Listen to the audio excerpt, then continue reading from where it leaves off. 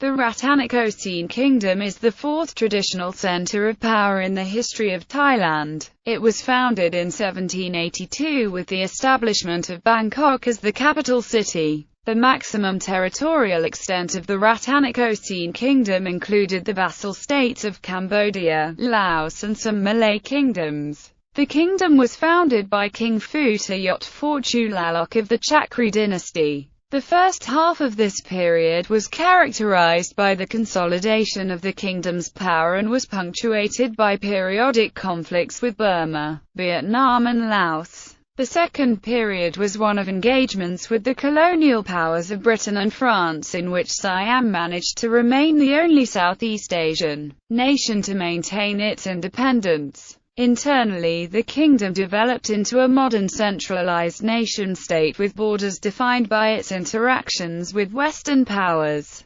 Significant economic and social progress was made, marked by an increase in foreign trade, the abolition of slavery and the expansion of formal education to the emerging middle class. However, the failure to implement substantial political reforms culminated in the 1932 revolution and the abandonment of absolute monarchy in favor of a constitutional monarchy. Background: in 1767, after dominating Southeast Asia for almost 400 years, the Ayutthaya kingdom was brought down by invading Burmese armies. Despite its complete defeat and occupation by Burma, Siam made a rapid recovery. The resistance to Burmese rule was led by a noble of Chinese descent, Taksin, a capable military leader, initially based at Chanthaburi in the southeast. Within a year he had defeated the Burmese occupation army and re-established a Siamese state with its capital at Thornbury on the west bank of the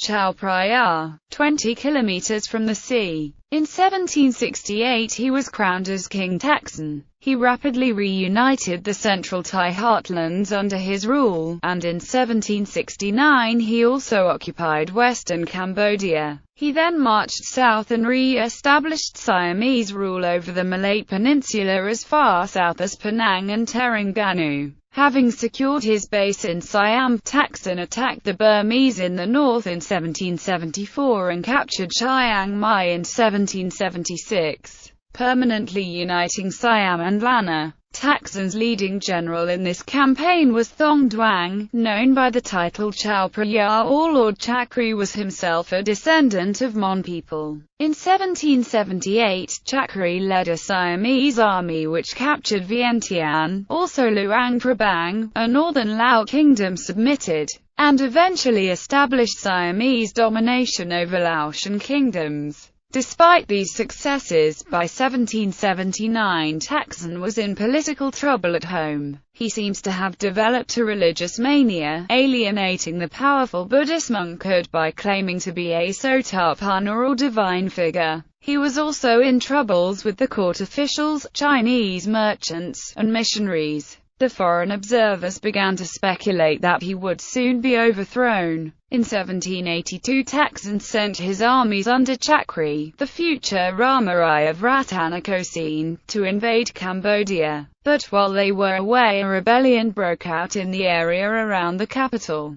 The rebels, who had wide popular support, offered the throne to General Chakri, the Supreme General. Chakri, who was on war duty, marched back from Cambodia and deposed Taksin, who was purportedly secretly executed. Shortly after, Chakri ruled under the name Ramadhibodi, but is now generally known as King Rama I, first king of the later-known Chakri dynasty. One of his first decisions was to move the capital across the river to the village of Bangkok, which soon became the city of Bangkok. The new capital was located on the island of Rattanakosin, protected from attack by the river to the west and by a series of canals to the north, east and south. Siam thus acquired both its current dynasty and its current capital. Foundation: Ramarai, who was himself of Mon, Thai and Chinese descent, restored most of the social and political system of the Ayutthaya kingdom, promulgating new law codes, reinstating court ceremonies and imposing discipline on the Buddhist monkhood.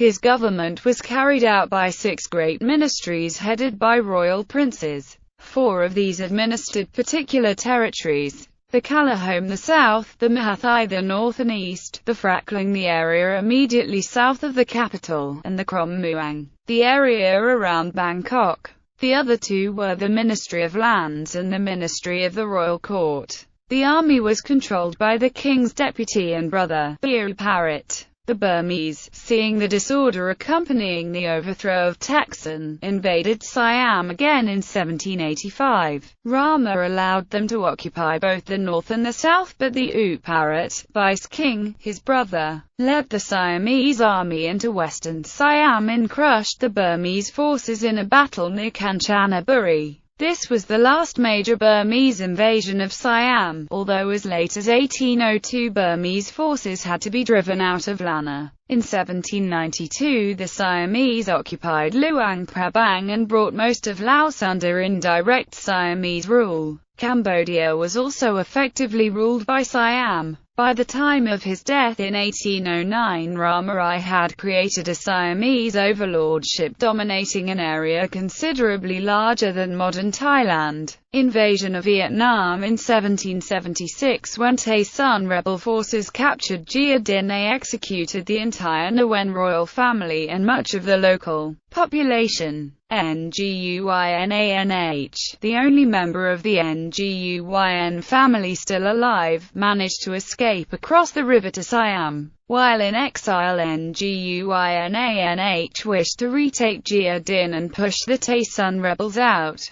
He convinced the neutral King Phutayot Phorchulalok of Siam to provide him with support troops and a small invasion force. In mid-1784 Nguyunh, with 50,000 Siamese troops and 300 ships, moved through Cambodia, then east of Tonle Sap, and penetrated the recently annexed provinces of Annam. 20,000 Siamese troops reached Kianjang and another 30,000 landed in Chap Lap, as the Siamese advanced towards Xiengyod. Later that year the Siamese captured the former Cambodian province Gia Dinh, where, it was claimed, they committed atrocities against the population of Viet settlers. Nguyunh, anticipating a move from the Siamese, had secretly positioned his infantry along the Tien River near present-day Maido, and on some islands in the middle, facing other troops on the northern banks with naval reinforcements on both sides of the infantry positions. On the morning of the 19th of January, Nguyunh sent a small naval force, under a banner of truce, to lure the Siamese into his trap. After so many victories, the Siamese army and naval forces were confident of a surrender, so they went to the parley, unaware of the trap.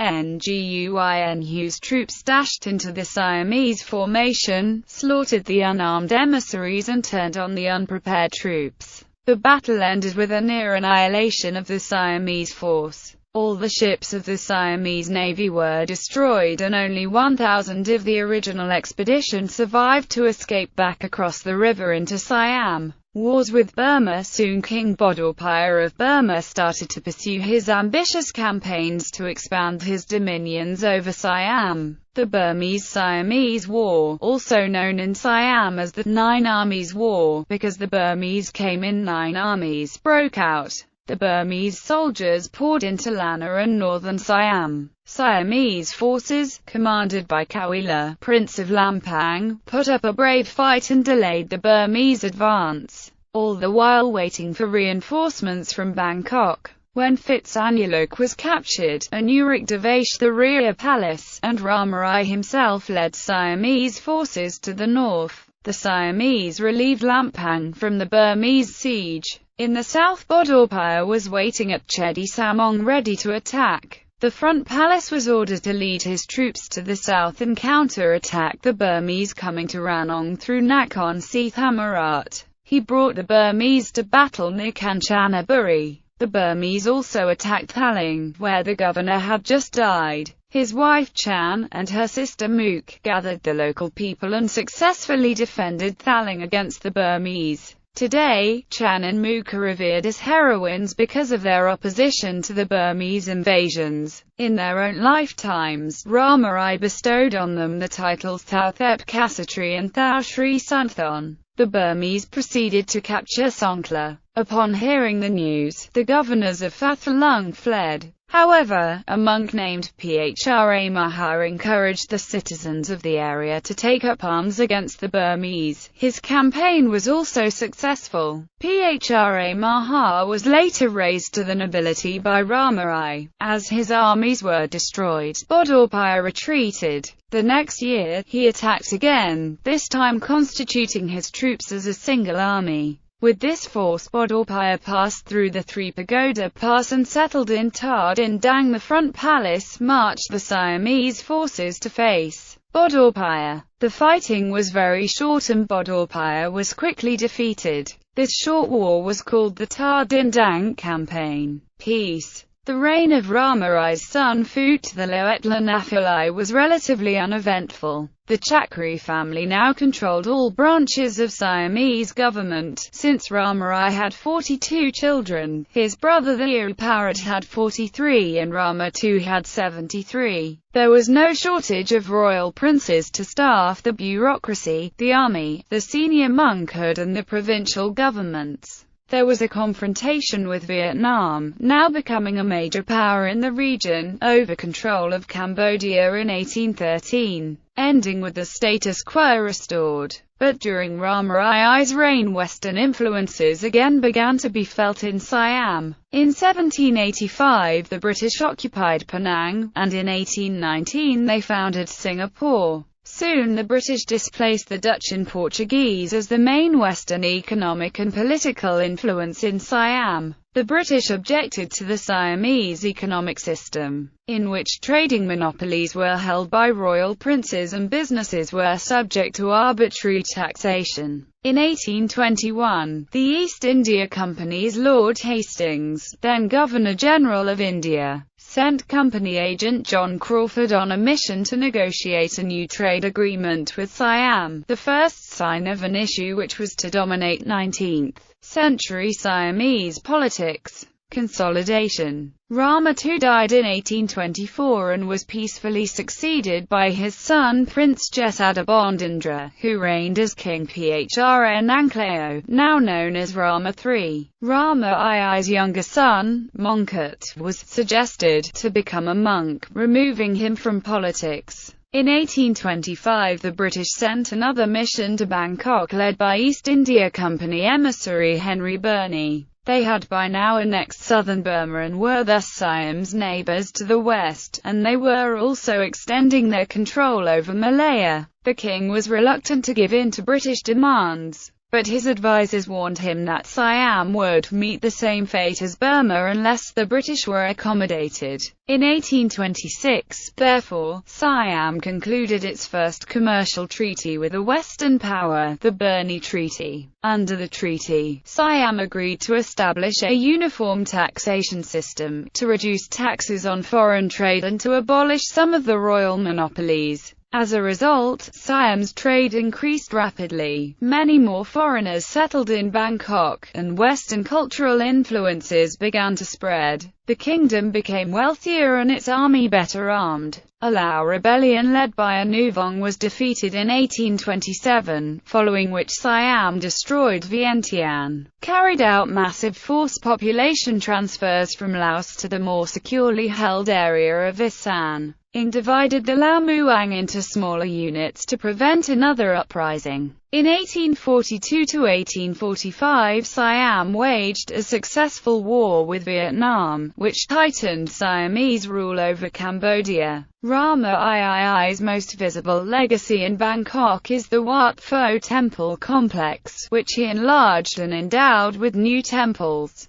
Rama III regarded his brother Mongkut, who was said to be very popular among the British, as his heir. Although as a monk Mongkut could not openly assume this role, he used his long sojourn as a monk to acquire a Western education from French and American missionaries, and British merchants. One of the first Siamese to do so, he learned English and Latin, and studied science and mathematics. The missionaries no doubt hoped to convert him to Christianity, but in fact he was a strict Buddhist and a Siamese nationalist. He intended using this Western knowledge to strengthen and modernize Siam when he came to the throne, which he did in 1851. By the 1840s it was obvious that Siamese independence was in danger from the colonial powers. This was shown dramatically by the British First Opium War with China in 1839 to 1842. In 1850 the British and Americans sent missions to Bangkok demanding the end of all restrictions on trade,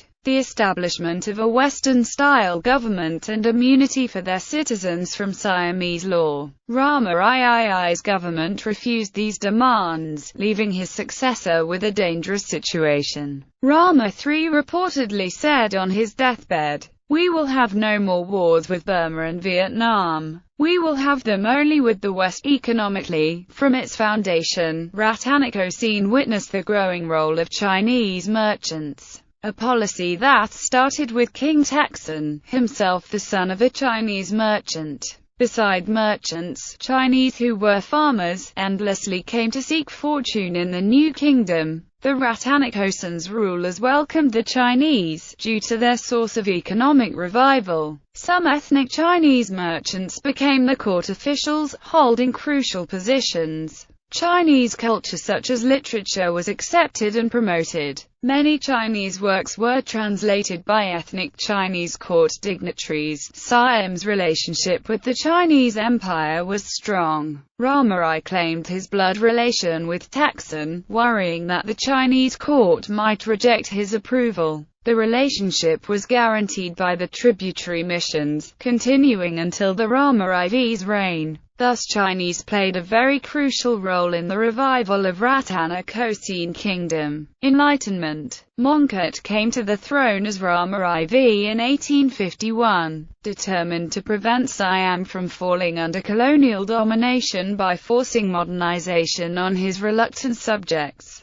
But although he was in theory an absolute monarch, his power was limited. Having been a monk for 27 years, he lacked a base among the powerful royal princes, and did not have a modern state apparatus to carry out his wishes. His first attempts at reform, to establish a modern system of administration and to improve the status of debt slaves and women, were frustrated. Rama IV thus came to welcome Western intrusion in Siam. Indeed, the king himself and his entourages were actively pro-British. This came in 1855 in the form of a mission led by the governor of Hong Kong, Sir John Bowring, who arrived in Bangkok with demands for immediate changes, backed by the threat of force. The king readily agreed to his demand for a new treaty, called the Barong Treaty, which restricted import duties to 3%, abolished royal trade monopolies, and granted extraterritoriality to British subjects. Other Western powers soon demanded and got similar concessions. The king soon came to consider that the real threat to Siam came from the French, not the British. The British were interested in commercial advantage, the French in building a colonial empire. They occupied Saigon in 1859, and 1867 established a protectorate over southern Vietnam and eastern Cambodia. Rama IV hoped that the British would defend Siam if he gave them the economic concessions they demanded. In the next reign this would prove to be an illusion. But it is true that the British saw Siam as a useful buffer state between British Burma and French Indochina.